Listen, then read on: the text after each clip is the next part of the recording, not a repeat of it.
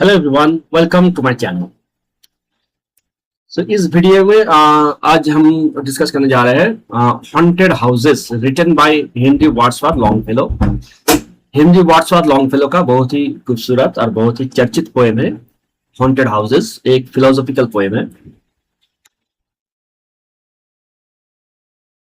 अब हम इस पोएम का लाइन बाय लाइन एक्सप्लेनेशन समझेंगे। तो first stanza, all houses wherein men have lived and died are haunted houses। वो सब घर जहां पे इंसान जीते थे और फिर वहां पे मर गए, उस सभी घरों को हम कह सकते हैं कि हॉन्टेड हाउसेज है। मतलब यहाँ पे स्पिरिट्स रहते हैं, भूत रहते हैं। Through the open doors the harmless phantoms on their errands glide. और इन घरों का जो ओपन दरवाजा होता है वहां से harmless phantoms on there Iran glides. Iran मतलब कोई काम से उन लोग का जाना आना होता है, स्पिरिट्स का, फैंटम्स का। फैंटम्स मतलब स्पिरिट्स, घोस्ट। लेकिन एक चीज यहाँ पे गौर करने वाली चीज है, वो है कि हार्मलेस कहा जा रहा है। पोएट इस फैंटम्स को कह रहा है कि हार्मलेस, मतलब ये जो हॉन्टेड हाउस है, यहाँ पे जो घोस्ट रहते हैं, ये हार्मलेस है।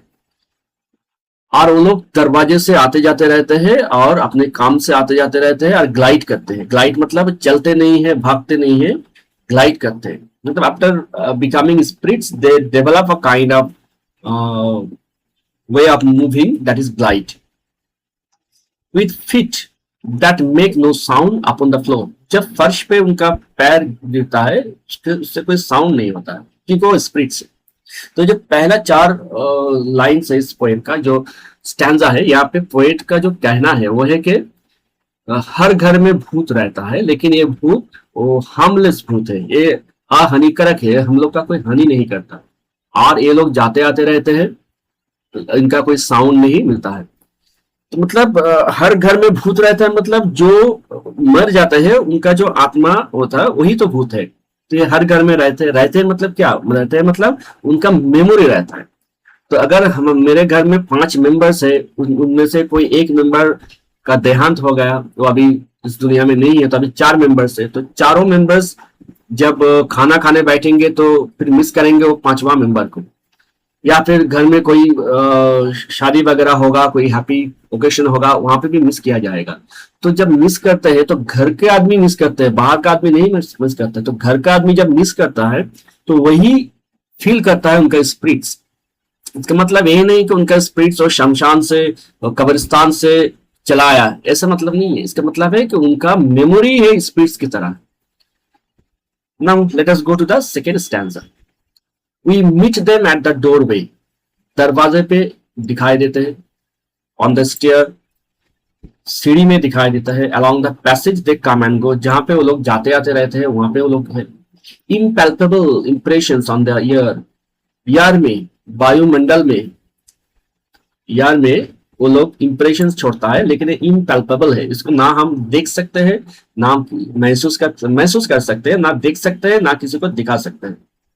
A sense of something moving to and fro, जैसे ऐसा महसूस होता है कि कोई चीज आता जाता रह रहा हो, कि या कोई आदमी आया या गया, लेकिन कहां पे आया कहां पे गया अभी कहां है, ये किसी को हम दिखा नहीं सकते, लेकिन महसूस कर सकते हैं। यही उनका स्पिरिट्स है।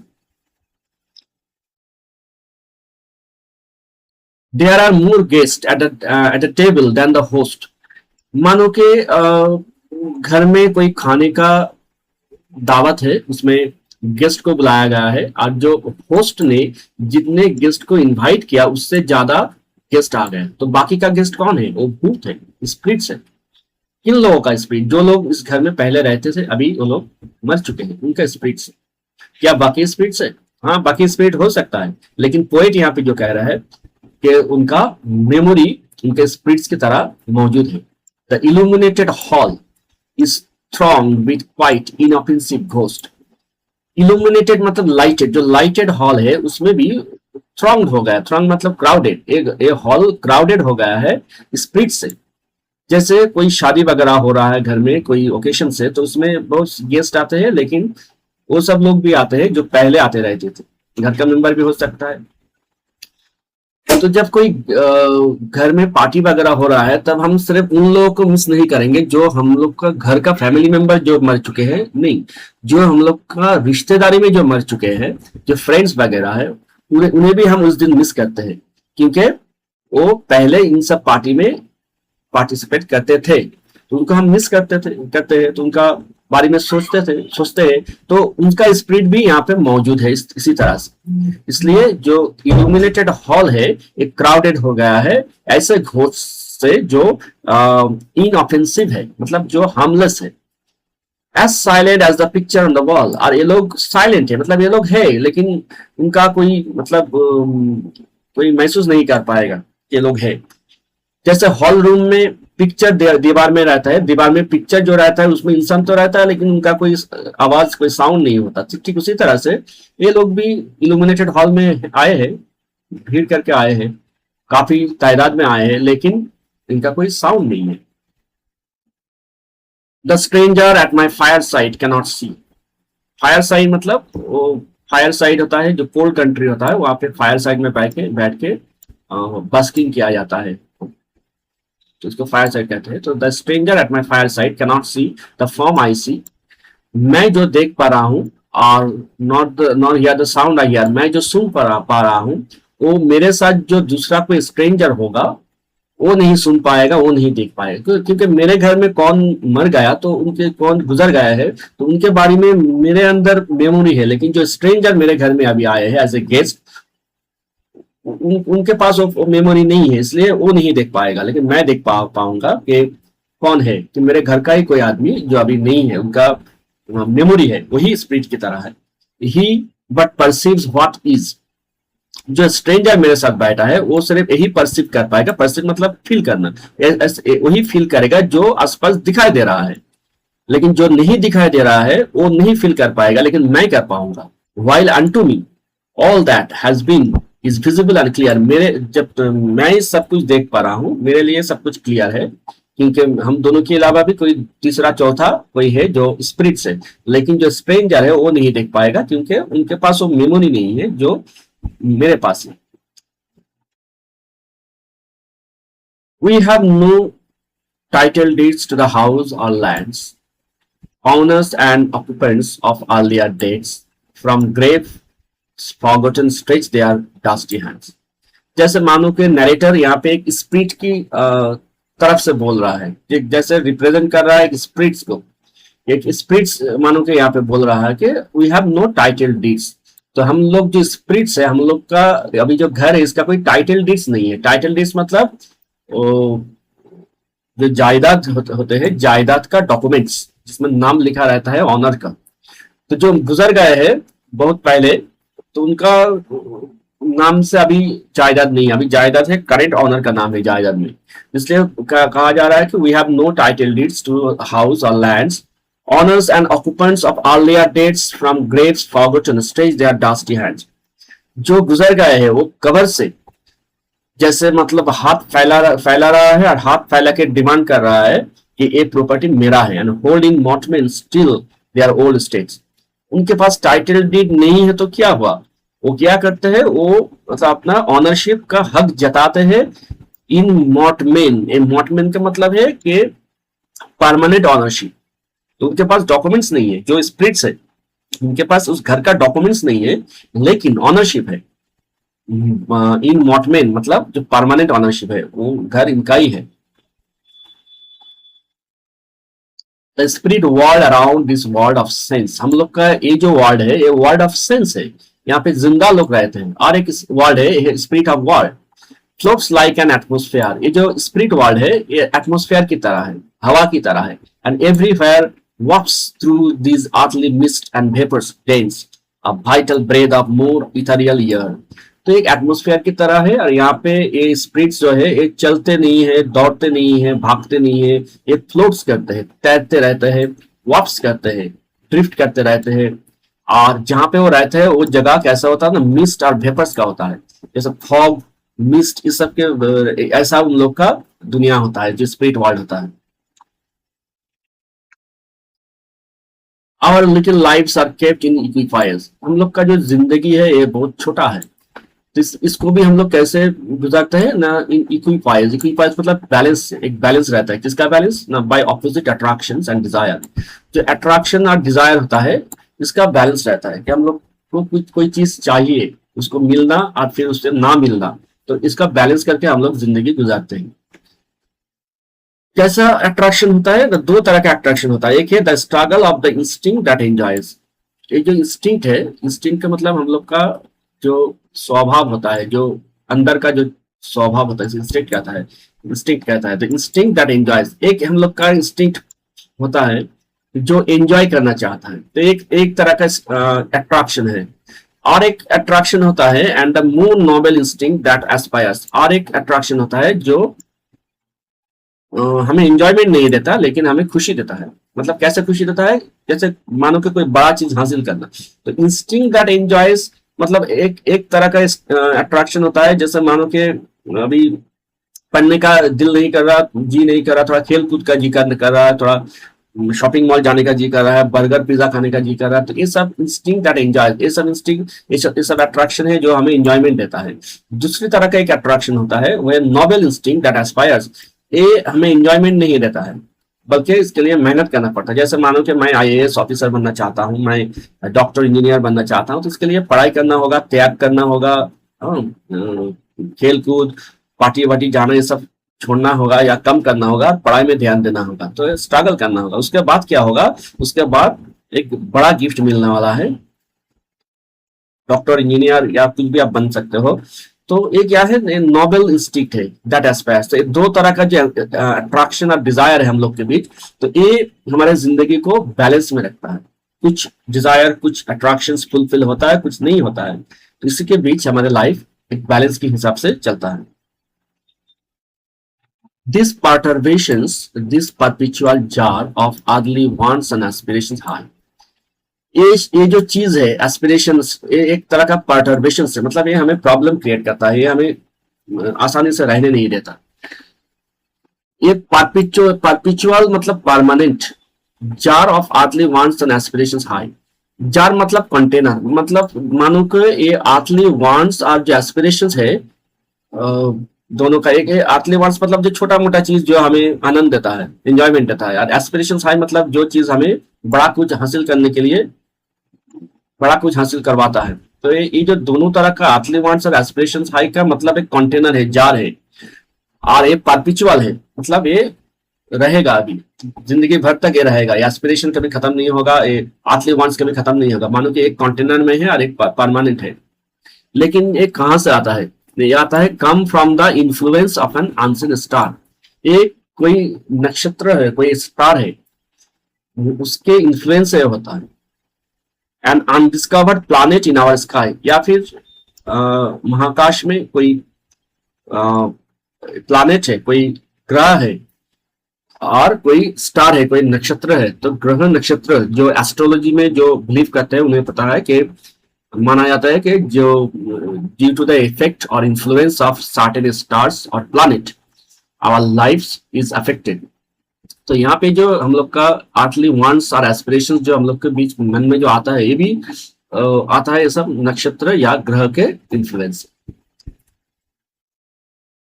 And as the moon from some dark gate of light, gate of cloud throws over the sea a floating bridge of light. जैसे कि चांद गहरी जो डार्क गेट ऑफ क्लाउड,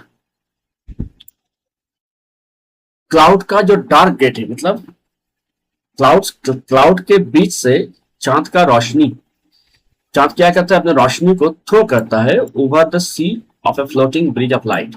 समुद्र की जो जल स्तर है, जो ऊपरी जो लेयर है, द सरफेस है, वाटर बॉडी का जो सरफेस लेवल है, तो चांद का रोशनी और समुद्र के वाटर पे लेवल पे आकर ऐसे गिरा के मानो चांद से समुद्र तक एक ब्रिज बन गया। कैसा ब्रिज? ना, ब्रिज ऑफ लाइट, लाइट का एक ब्रिज बन गया, रोशनी का एक ब्रिज बन गया। Across whose trembling planks our fancies crowd into the realm of mystery and night। यहाँ पे जो पोएट मीन कर रहा है वो है कि across whose trembling plank, plank मतलब ब्रिज का जो लकड़ी होता है, जो बोर्ड होता है, प्लैंक कहा जाता है। ये प्लैंक कैसा है? ट्रेम्बलिंग है। तो ये जो ब्रिज है स्टेडी ब्रिज नहीं है, ये ब्रिज थोड़ा हिल रहा है, ट्रेम्बल कर रहा है। तो ऐसे ब्रिज में क्या हो रहा है, और fancies crowd into the realm of mystery and night. Fancies मतलब इमेजिनेशन। तो हम लोग इमेजिन करते हैं कि मिस्ट्री एंड नाइट, ये जो नाइट है और कहाँ से रोशनी आ रहा है, तो देखा जा रहा है कि चांद से आ रहा है, लेकिन चांद कहाँ पे है, महाकाश में है। महाकाश में चांद के अलावा और क्या है, दूसरा ग्रह नक्षत्र है। तो ये सब चीज, कुछ कुछ चीज ऐसा है कि जैसे थ्रू साइंस हमें पता चला है, लेकिन बहुत कुछ चीज ऐसा है जो अभी भी हमें पता नहीं है, हमारा नॉलेज बहुत लिमिटेड है। तो यहाँ पे हम क्या करते हैं, ये हमारे लिए एक मिस्ट्री है। तो इस मिस्ट्री को मतलब रिजॉल्व करने के लिए हम जितने भी सोचते हैं वो सब हमारे फैंसीज होते हैं, मतलब इमेजिनेशन। और ये इमेजिनेशन जो है किसके बेस पे है ना, वो ट्रेम्बलिंग है। मतलब कभी हम ऐसे सोच रहे हैं कि शायद चांद ऐसा होगा, शायद महाकाश में ऐसा होगा, फिर 2 दिन बाद, कुछ साल बाद फिर दूसरी तरह से सोच रहा है। तो हम लोग का जो फैंसीज है ये स्थिर नहीं है, ये ट्रेमलिंग प्लैंक के ऊपर ये भी स्वेस कर रहा है, ये भी मतलब ठीक ठाक नहीं है, चेंज हो रहा है। और हम लोग कोशिश कर रहे हैं जानने के लिए ये जो लाइट कहाँ से आ रहा है, ये लाइट कहाँ से आ रहा है और क्यों आ रहा है, ये एक हम लोग के लिए मिस्ट्री है। तो ये जो स्टैंजा है, यहाँ पे पोएट का जो कहना है ओके कि चांद का रोशनी, चांद की रोशनी जब सी लेवल पे, जो समुद्र के सतह पे जब गिरती है, वो जो ब्रिज दिखा देता है, वो ब्रिज का जो लाइट है ये स्थिर नहीं है, क्योंकि जो वेव्स है, समुद्र का जो वेव्स है, उसके इफेक्ट से ये लाइट थोड़ा मतलब फ्लिकर करता है। तो ऐसा ब्रिज, तो यहाँ पे मानो हम लोग का इमेजिनेशन काम करता है, हम लोग का जितना सोचते हैं इसको हल करने के लिए कि इसका मिस्ट्री क्या है, महाकाश का मिस्ट्री क्या है, चांद का मिस्ट्री क्या है। तो ये जो सोचते हैं, इस सोच को ही कहा जा रहा है कि फैंसी। तो हम जितना सोचते हैं उतना ये फैंसी क्राउड होता है इस लाइट में। So from the world of spirits, ठीक इसी तरह जैसे चांद से एक रोशनी निकल आ रहा है समुद्र के ऊपर, ठीक उसी तरह from the world of spirit, ये जो स्पिरिट का जो वर्ल्ड है, ये जो आत्मा का, भूतों का जो वर्ल्ड है, मतलब भूत मतलब वो वाला भूत नहीं जो हम जानते हैं, जो हॉरर फिल्म में हम देखते हैं। यहाँ पे भूत मतलब spirits. So from the world of spirits there descends a bridge of light. तो जो स्पिरिट वर्ल्ड होता है वहां से एक लाइट का ब्रिज आता है, connecting it with this world. मतलब हम लोग का जिंदा लोगों का जो वर्ल्ड है, इस वर्ल्ड में, और जो मर गए हैं, जो स्पिरिट्स बन गए हैं, उनके वर्ल्ड से एक ऐसा लाइट का ब्रिज आता है कनेक्ट करने के लिए दोनों वर्ल्ड को। ओवर हुज अनस्टेडी फ्लोर, और ये जो ब्रिज है इसका फ्लोर भी अनस्टेडी है, मतलब इसका फ्लोर भी हिलता डुलता रहता है, स्थिर नहीं रहता है। That sways and bends, sways मतलब वही हिलना, और बेंड्स मतलब झुकना। Wander our thoughts about the dark abyss. तो यहाँ पे थोड़ा समझना होगा, ये फिलोसॉफिकल लाइन्स है, और ये जो आखिरी स्टैंजा है इस पोएम का, ये सबसे डिफिकल्ट है समझना। फिर भी मैं कोशिश कर रहा हूँ जितना आप लोग को समझा सकूं। यहाँ पे पोएट का मानना है कि स्पिरिट वर्ल्ड से हम लोग के जो जिंदा है हम लोग, इसके वर्ल्ड में, इसी वर्ल्ड में जो ब्रिज का, लाइट का जो ब्रिज आया, ये मतलब स्थिर नहीं है, स्वय कर रहा है। और यहाँ पे क्या हो रहा है, यहाँ पे हम लोग का जो थॉट्स है, थॉट्स मतलब इमेजिनेशन, वंडर आवर थॉट्स, हम लोग का इमेजिनेशन इस ब्रिज के ऊपर वंडर कर रहा है, मतलब घूम रहा है। अबाउट द डार्क एबिस, और जो इमेजिनेशन कहां से आया, डार्क एबिस से आया। एबिस मतलब infinite place, a space that can not be measured, एक ऐसा स्पेस जिसे आप मेजर नहीं कर पाओगे, या फिर ऐसा होल, पाताल, जिसको आप मेजर नहीं कर पाओगे, जिसका कोई बॉटम नहीं है। तो इसी तरह हम लोग का जो थॉट्स है, इसका कोई बॉटम नहीं है। हम लोग का थॉट्स मतलब मेजर नहीं कर पाएंगे, जो जैसा चाहे वैसा सोच सकता है। तो इस थॉट का मेजर नहीं, दुनिया में जितना आदमी है सबका अलग अलग थॉट हो सकता है। किस बारे में, स्पिरिट वर्ल्ड के बारे में। तो स्पिरिट वर्ल्ड के बारे में हम लोग का जो थॉट्स है ये अनमेजरेबल है, लाइक डार्क एबिस की तरह है। डार्क क्यों है, डार्क इसलिए है कि इसके बारे में हमें कुछ पता नहीं है, सिर्फ हम थॉट कर रहे हैं। लेकिन वो थॉट्स भी क्या हो रहा है कि स्पिरिचुअल वर्ल्ड के बारे में हम लोग का जो थॉट्स है, जो हम लोग का धारणा है, वो कैसा है, वो भी स्वेस कर रहा है और बेंड कर रहा है। मतलब स्वेस कर रहा है, बेंड कर रहा है, मतलब वो भी कोई स्थिर एक धारणा में, एक बात पे हम अड़े नहीं है।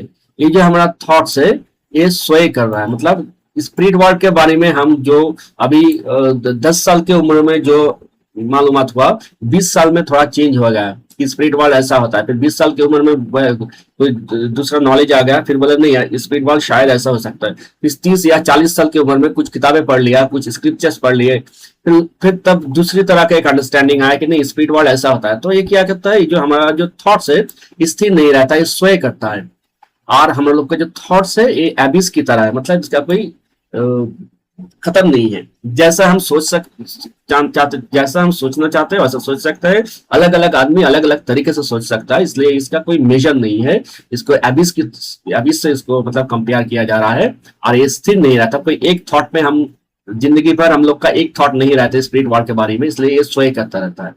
तो यही है इस पोएम का निचोड़, आखिरी स्टैंजा का निचोड़। I hope you have understood. जितना हो सके मैंने कोशिश किया समझाने के लिए। जो लास्ट स्टैंजा है बहुत ही डिफिकल्ट है, ये फिलोसॉफिकल बात इसमें कहा जा रहा है, अलग अलग टीचर्स अलग अलग तरीके से समझाते हैं, मैंने भी आपको कोशिश किया समझाने की। Okay, so this is for today, thank you for watching.